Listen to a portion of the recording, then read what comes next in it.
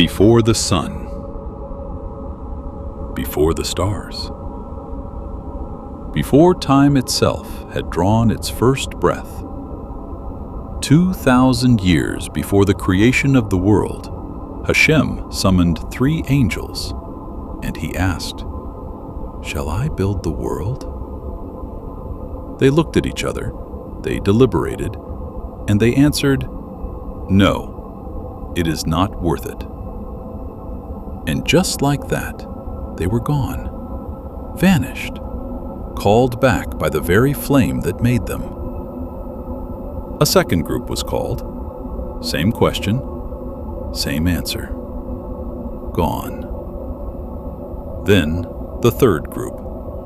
Hashem asked again, "Shall I build the world?" And these angels bowed, and they said, "Master of the universe, we will not speak. You are the master of the world. Do as you will." These were the ones. 4,047 years passed. Worlds formed, seas filled, mountains rose, civilizations were born, crumbled, and were born again. And somewhere in the golden desert of Canaan, the greatest human being who had ever lived was sitting at the entrance of his tent, in pain. On the third day, after his Brit Milah, Avraham Avinu, Hashem himself came to visit Avraham that morning to perform the mitzvah of Bikur Holim, visiting the sick.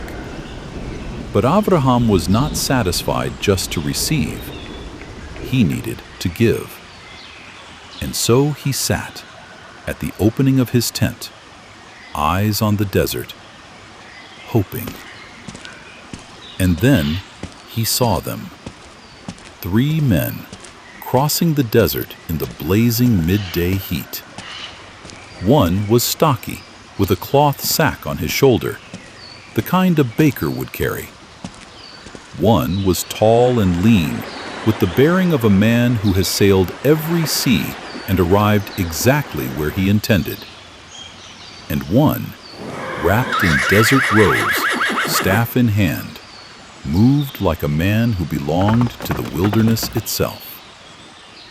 3 travelers, in the desert, in the heat of noon. They looked like men. They were not men. Holy Rashi, in Bereshit Rabbah 48:9, explains exactly who these 3 were. The baker was Raphael, his mission to heal Avraham from the pain of his Brit Milah.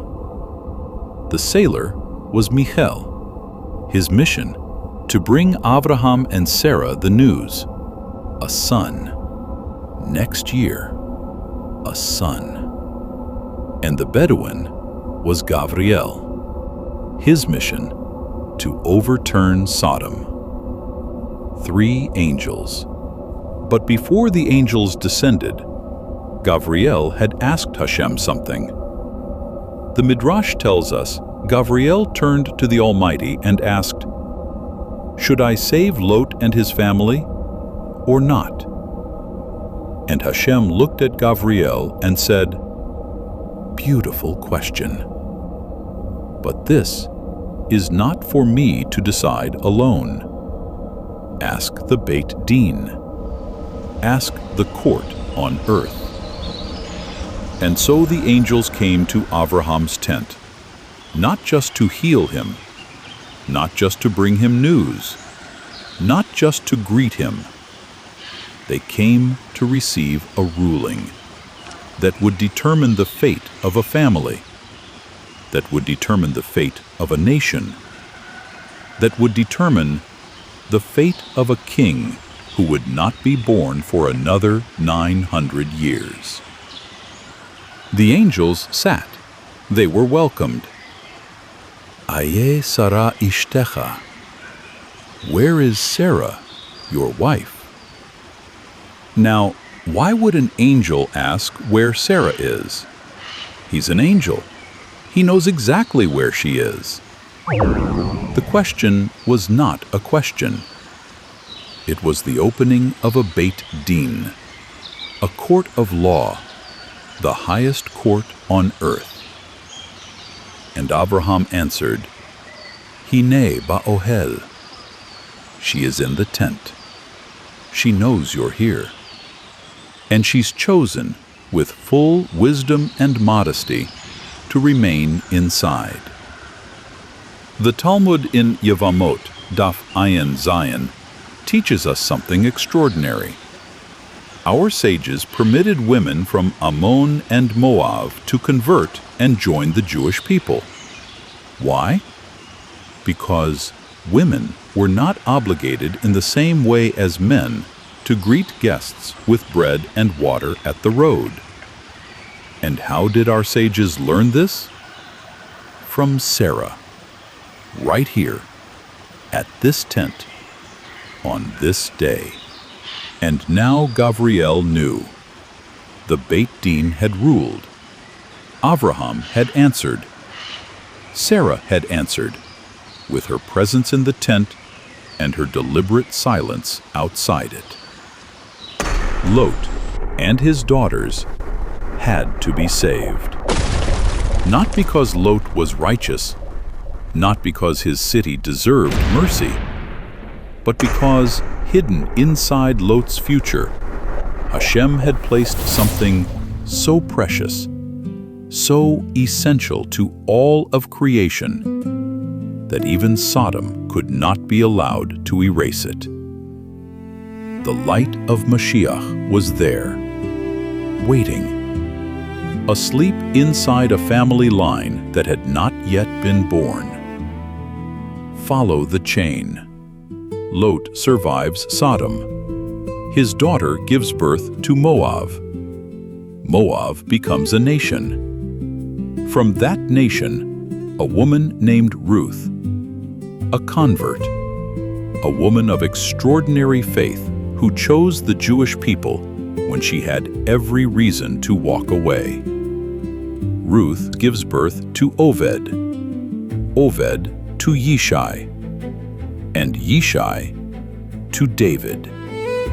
King David, the sweet singer of Israel, the anointed one, the ancestor of Moshiach himself.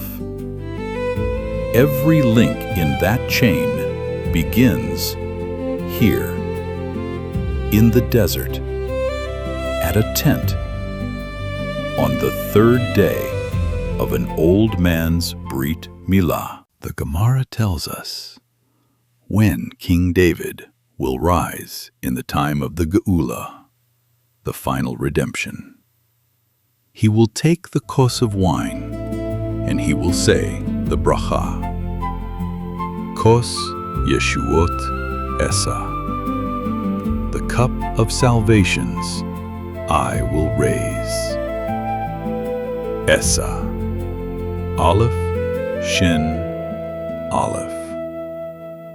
Those three letters, Aleph, Shin, Aleph, are the first letters of Ayeh, Sarah, Ishtecha.